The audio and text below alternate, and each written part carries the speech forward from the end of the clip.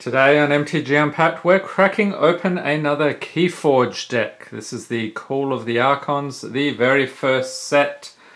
And as you can see, it's a unique deck game by Richard Garfield. Contains one unique, ready-to-play Archon deck.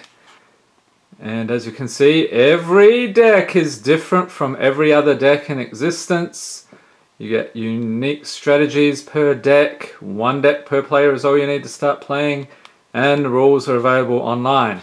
So I thought it was interesting, this pack actually came from the starter set that I opened a few weekends back, and this was one of the two unique decks that came with it. There are also two training decks, I guess you'd call them. So anyway, thought this was interesting. So apparently I have the second print run. You can see this one came from my LGS.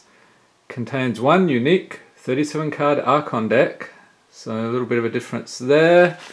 And then on the back, I think they're really playing up the unique deck aspect. So yeah, fairly simplified there, but I thought that was an interesting observation. So without further ado, let's crack into this. And if you have not seen the previous pack or deck in this series, you might want to go back, check that out in the KeyForge playlist. Had a pretty crazy deck in there. So check that out. Alright, so what are we going to get today? Today it is Winter, the Producer of Paradise.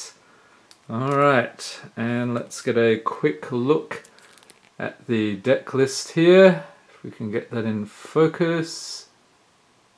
Alright, so I will crack this open if I can remember where the... here we go. Tab was on the side there. Alright, so who do we have in this deck? The houses Logos, Untamed and Dis. Alright, so no Mars there, or Sanctum, or how many houses are there again? Is it 6 or 7? Can't quite remember. Alright, so without further ado, we'll get stuck into this deck. And we start off with the Untamed. So this is a giant sloth, 6 power creature beast. You cannot use this card unless you have discarded an Untamed card from your hand this turn. And the action here is gain 3 amber. And as you can see, this guy is a rare. That's pretty cool. Next up we have a Dew Fairy. This is a 2 power creature fairy, elusive. The first time this creature is attacked each turn, no damage is dealt. And if you reap, you gain 1 amber. And we get 2 of those. Alright. Next up, what is this guy?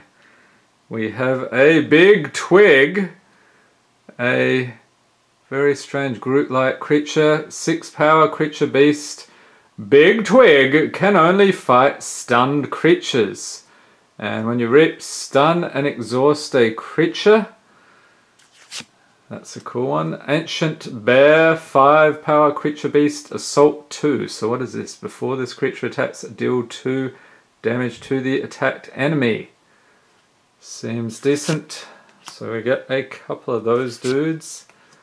Oh, what's going on here? And what are these? Are these like fox people or something? Ritual of Balance. So it's an artifact. Power. Action. If your opponent has 6 amber or more, steal 1 amber. Nice. And then we have Save the Pack. It's an action play. Destroy each damaged creature. Gain 1 chain. Oh, we've got a couple of those. That's good. And Lost in the Woods. An action. You get a amber for playing that. Play. Choose 2 friendly creatures and 2 enemy creatures. Shuffle each chosen creature into its owner's deck. Oh, that's cool. So it's getting a lot of 2-ofs here. Cooperative Hunting. It's an action play. Deal a damage for each friendly creature in play. You may divide this damage among any number of creatures. Alright, so that is the Untamed. So moving on to the next house. we have Logos. Which is your favorite house? Is it Logos, Untamed, Dis, Mars, something else? Leave a note in the comments. Next we have a Titan Mechanic. He's a creature, 6 power, cyborg, scientist. And while he's on a flank, each key costs 1 amber. Is that correct? Only 1 amber to forge a key? Leave a note in the comments if that's correct. That's pretty crazy. So this guy, put him on a flank. So a flank is like on the end of the battlefield. So you put your cards like edge to edge. You can't like swap them around. But yeah, that would be a pretty crazy ability if that's true. Next up we have a Research Smoko. 2 power creature mutant. When he's destroyed, archive the top card of your deck.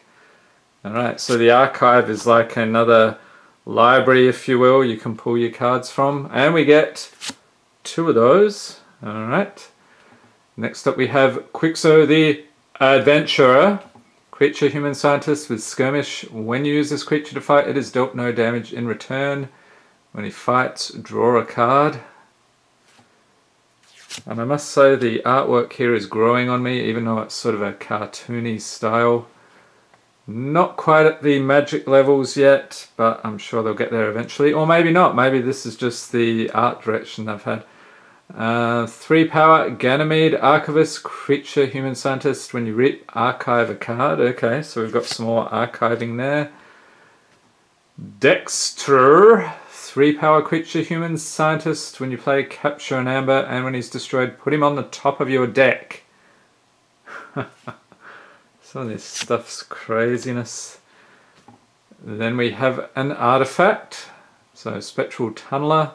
You get an amber for playing it. It's an item action. Choose a creature. For the remainder of the turn, that creature is considered a flank creature. Interesting. And gains reap, draw a card. That's pretty cool. So when you reap, you get some card draw as well. Very nice. Scrambler Storm. So get an amber there. Action, play. Your opponent cannot play action cards on their next turn. And then we got a phase shift. Okay, so we're seeing, yeah, we're getting items and actions here. Phase shift, action, play. You may play 1 non-logos card this turn. So playing stuff outside your house. That's pretty cool. We get a few of those. Nice. Then we have lab work. It's an action. You get an amber here. Play, archive a card. Okay, so again with the archiving, that seems to be a big thing with this deck. What am I looking at here? Effervescent Principle. Action, play. Each player loses half their amber. Rounding down the loss, gain 1 chain. That's pretty nasty. So if your opponent is way ahead of you, you can bring them a little closer to you. But the downside is you get a chain for that. Chain's sort of like a handicapping mechanic where you draw 1 less card each turn. Alright, next we have the House Dis. We have a Schuler, creature, demon, 5 power. Play if your opponent has 4 amber or more. Steal an amber. Wonder if we'll get any other amber stealers. Next we have an Ember Imp, creature, imp, 2 power. Your opponent cannot play more than 2 cards each turn. Oh, that's cool.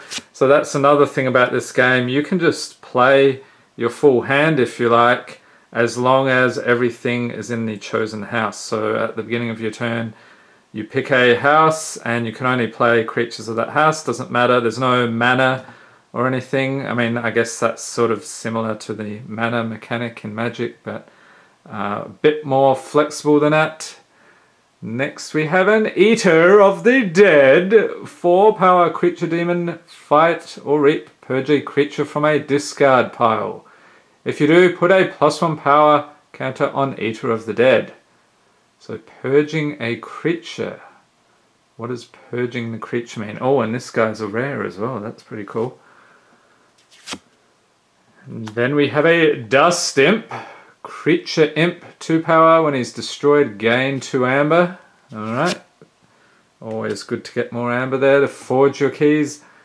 Then, speaking of amber, you get one when you play this one, Lifewood Artifact Power Omni, so that I believe applies to any of the actions that can take place.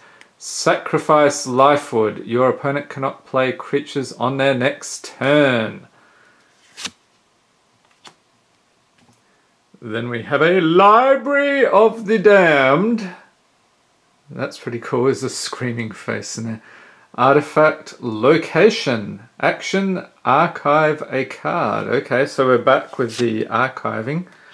We get 2 of those. So I think the thing to do, you'd be wanting to study your deck, looking for synergies like that, looking for common interactions. You've got the archiving here, stealing, amber. What else do we have? Let's see, oh, playing outside your house, yeah, so a bunch of different things we could look at. Then we have a Dominator Bauble, artifact, item, action, use a friendly creature. So we get a couple of those. Then we have a Key Hammer. Action, you get an amber, play if your opponent forged a key on their previous turn, unforge it. What? I did not know that was possible. That's pretty cool. Your opponent gains 6 amber. Okay, so basically they get the amber back that they used to forge the key, but their key is now unforged. So you're just putting them behind like an extra turn. Yes, they forged on their previous turn. Alright. So you would have to play that one right after, like hang on to it until they've actually forged their key. Then we have the Hand of Dis. It's an action, play, destroy a creature that is not on a flank. So meaning any of the creatures in the middle of the battlefield. Then we have Fear. What's this little Martian guy doing on a discard? Interesting. Maybe he's fearful of the Dis. It's an action, play, return an enemy creature to its owner's hand. Okay, so just bouncing something back. And that is it. So, this deck has the strange name Winter, the Producer of Paradise. I would beg to differ with that. We had a dusting of snow today. I was not happy. Always happier without the snow, but what can you do? I guess I chose to live in this far northern clime. Alrighty, so I hope you enjoyed this video. If you did, give it a thumbs up. Hit the subscribe button for more KeyForge deck unboxings. And be sure to tap the notification bell to be notified as soon as new videos are released. Thanks for watching and have a great day.